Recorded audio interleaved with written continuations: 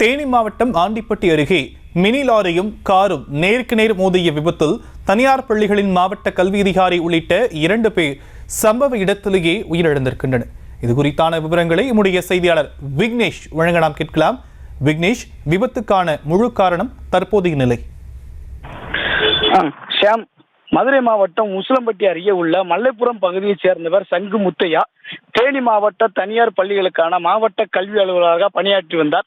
விடுமுறை நாளான இன்று அவர் தனது சொந்த ஊரான காரில் மல்லபுரத்திலிருந்து தேனி நோக்கி வந்து கொண்டிருந்த போது அவருடைய காரை அவரது டிரைவர் குமரேசன் என்பவர் ஓட்டி வந்தார். ஆண்டிப்பட்டி அருகே உள்ள டி பொம்மிநாயக்கம்பட்டி விலக்கு பகுதியில் வந்தபோது எதிரே மதுரை நோக்கி வந்த மினி லாரி மீது எதிர்பாராத விதமாக நேருக்கு நேர் மோதியது. இந்த விபத்தில் கார் அப்பளம் போல் நொறுங்கியது. காரில் பயணம் செய்த தேனி மாவட்ட தனியார் பள்ளிகளின் கல்வி அலுவலர் சங்கு முத்தையா மற்றும் அவரது டிரைவர் குமரேசன் ஆகியோர் இருவரும் சம்பவ இடத்திலேயே பலியானார். மினி லாரி ஓட்டி வந்த மணிகண்டன் என்பவர் காயமடைந்து சிகிச்சைக்காக தேனி அரசு மருத்துவக் கல்லூரி மருத்துவமனையில் அனுமதிக்கப்பட்டுள்ளனர்.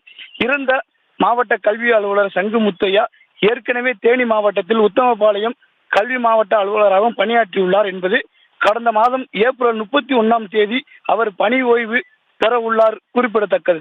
தற்போதைய விவரங்களுக்கு நன்றி விக்னேஷ். செய்திகளை உடனுக்குடனும் துல்லியமாகவும் தெரிந்து கொள்ள சப்ஸ்கிரைப் பண்ணுங்க.